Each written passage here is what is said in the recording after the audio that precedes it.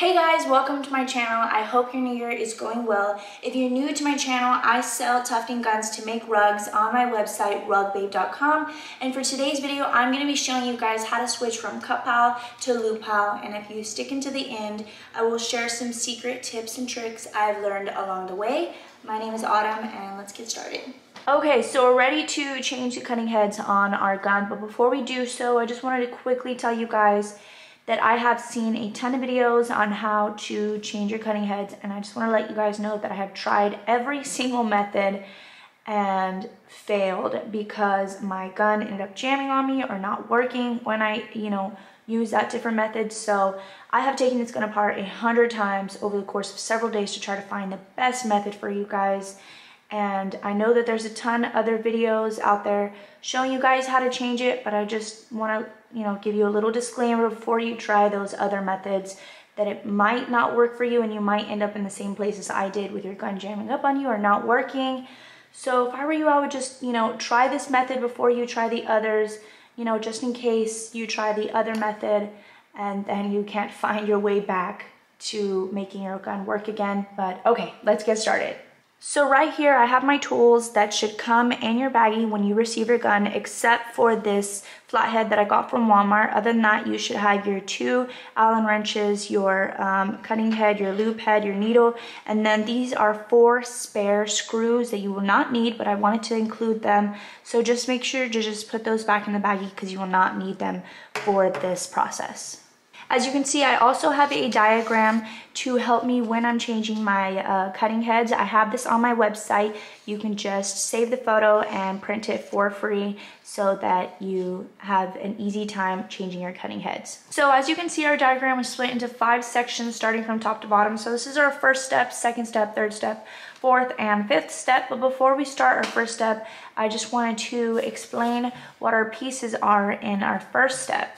Starting with our depth gauge. I have loosened mine to show you guys that if you push it all the way back, this is what makes the pile height its shortest, and then you can lengthen the pile height by about 1/2 inch by moving it all the way to the front. So I'm going to tighten this one really quick to have it the way I had it, and then I'm gonna move to my fabric guard. And this is my fabric guard. If your fabric guard is at 1/2 inch, which is what it's at right now, that will extend your pile height, but you can always shorten your pile height by moving this guard up like so. But I like to just keep mine at the standard height of 1/2 inch. So before we take these pieces off, you have to make sure that your arm is fully extended out. And we are working on the right side of the gun. So you can tell by the left side of the gun is going to have your auto lock button. So make sure that your gun is laying on its left side.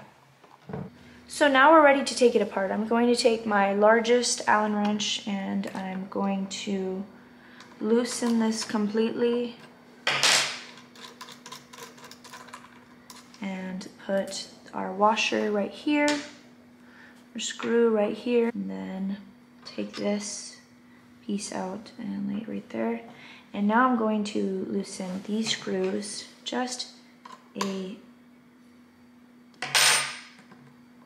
where our fabric guard comes out. And that is the first step. So now we're at our second step and we're going to be using our largest Allen wrench. We are going to be taking this screw off of the arm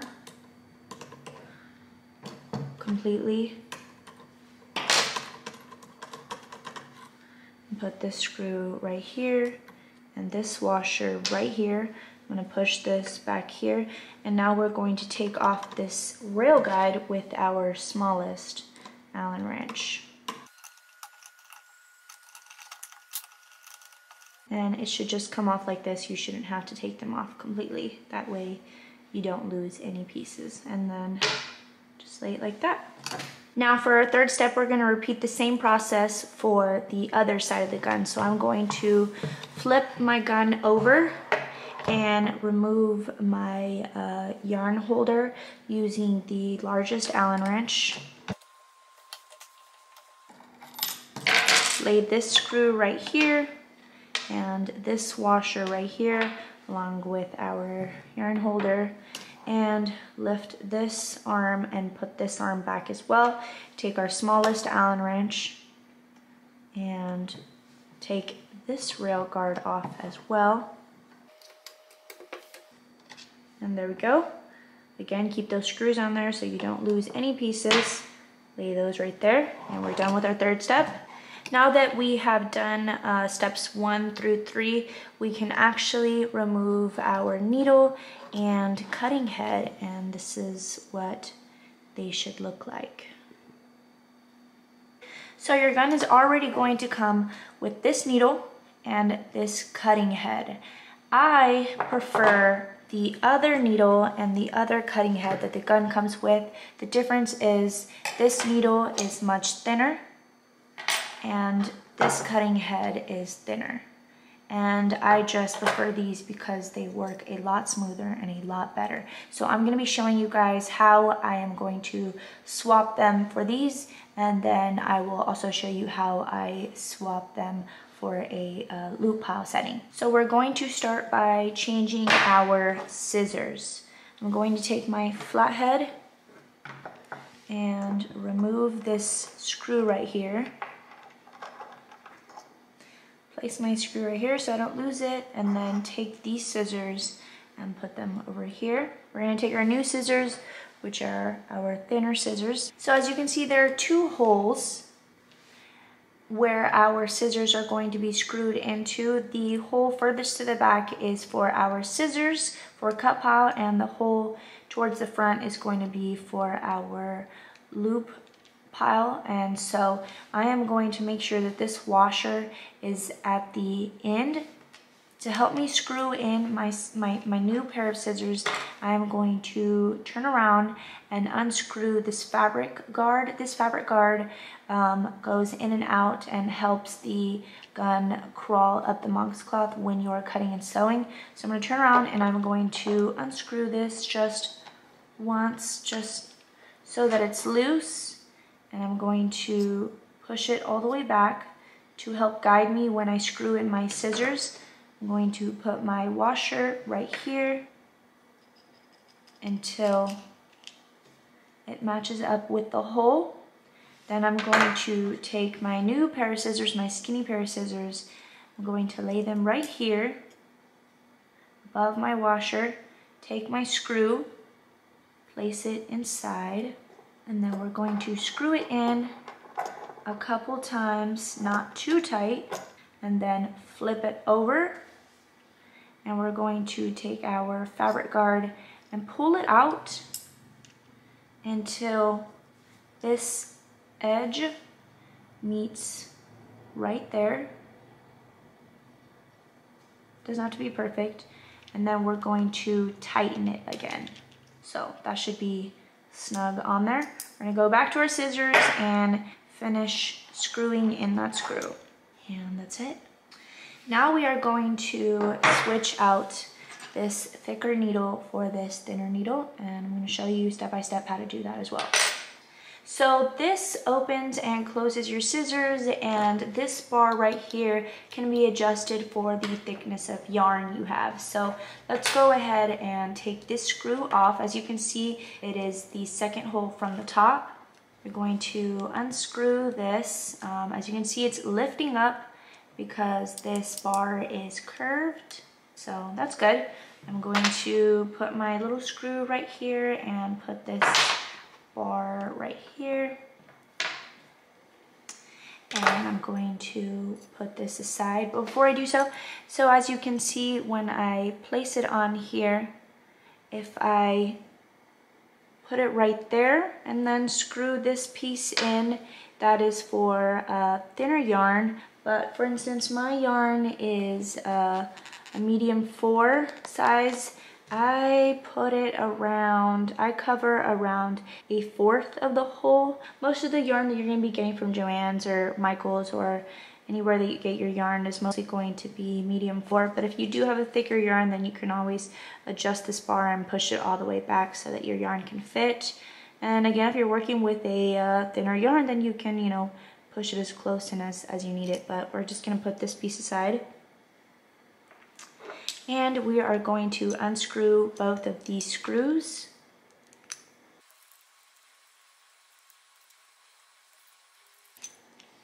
And take this screw and I'm gonna put it back here according to the way that my needle is facing. And take this one, and as you can see, your smaller screw is at the front. So we're gonna take this needle off and we're going to put it to the side. I'm gonna take my new needle, place it right here, take my small screw, place it in that hole and screw it back in. Take that longer screw and put it back here. All right, we've screwed in our screws and now we're gonna take this bar curb side up. And again, I am going to put it, cover around 1/4 of the hole like that. Here, I'm going to slide it in from the bottom. And cover 1/4 of the hole like that.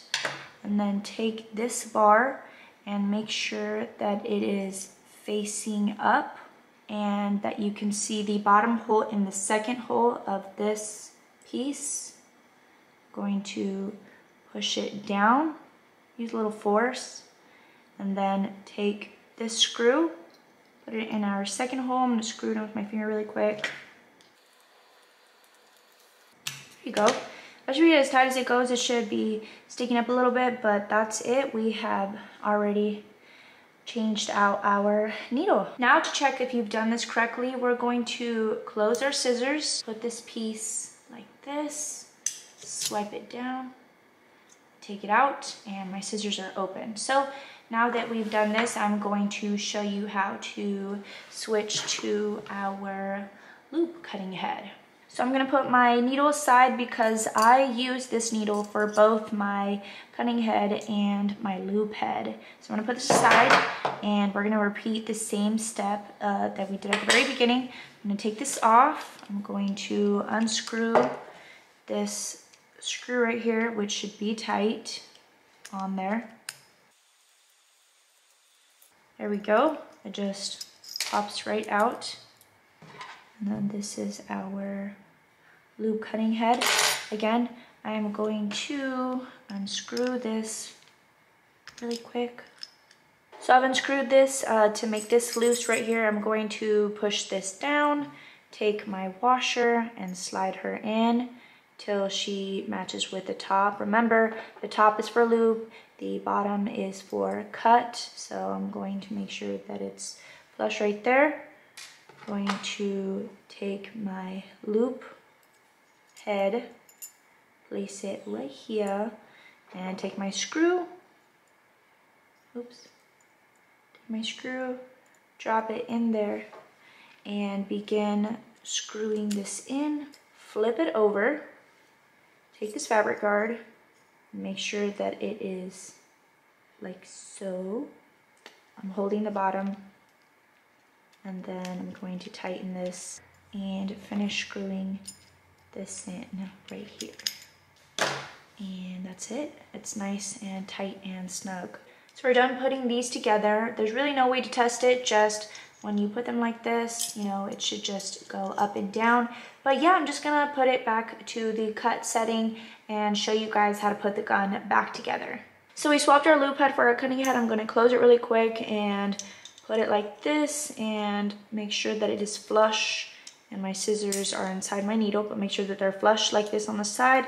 I'm gonna put them aside really quick, grab my gun, make sure that it is on the side where the auto lock button is, and I'm gonna lay it on its side and make sure that my needle is on top.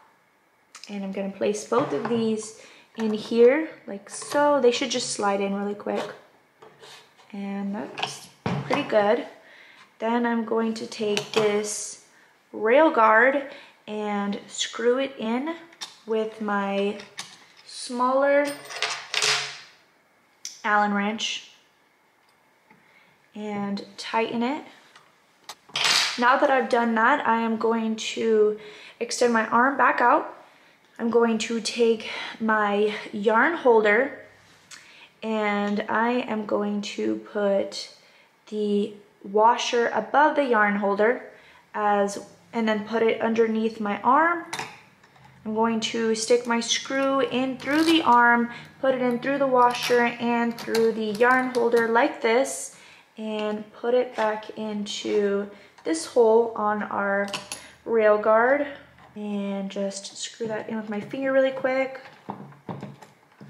and then hold my yarn holder, take my large Allen wrench to tighten it, and there we go, nice and tight, and it should look like this. So now we're gonna do the same thing but for the other side. So I'm gonna flip my gun back over. I'm going to extend this, my scissors and my fabric guard, and I'm gonna take this, make sure that the hole is facing forward, place it right on top, and use my fingers to screw them in really quick. Screw nice and tight, but I'm going to use this to tighten it. I'm gonna use my smaller Allen wrench to tighten it. Now we're going to take our washer and our screw. I'm going to put my screw in here first, put my washer under, and then place it over this hole. And with my finger, I'm gonna screw it in really quick, tighten it a bit. And yeah, there we go. We have both of our arms back on. So now we're at our last and final step for putting our gun back together. The arm should be fully back before we begin to put back these pieces. So it's fully back. I'm going to take my fabric guard, stick it in here. It has these two holes at the front where I'll be sticking my fabric guard in. And I'm going to make sure that they are around 1/2 inch in.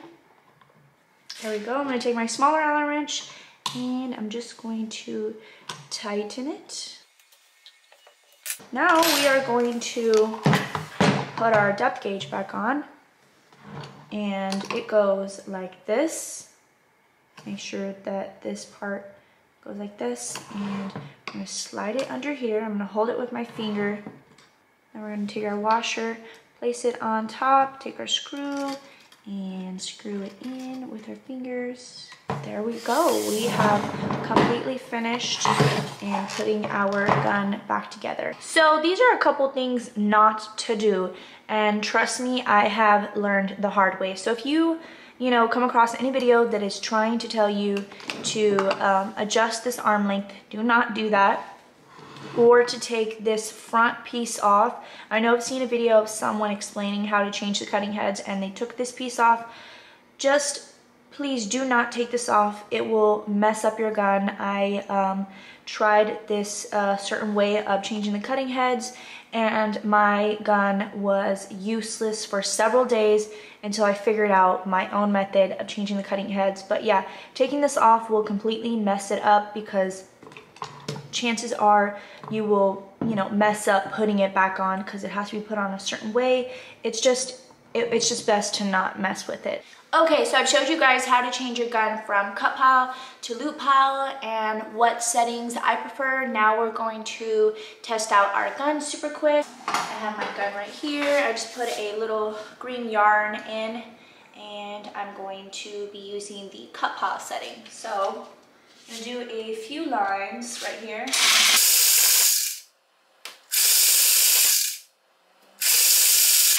And it's working super, super good.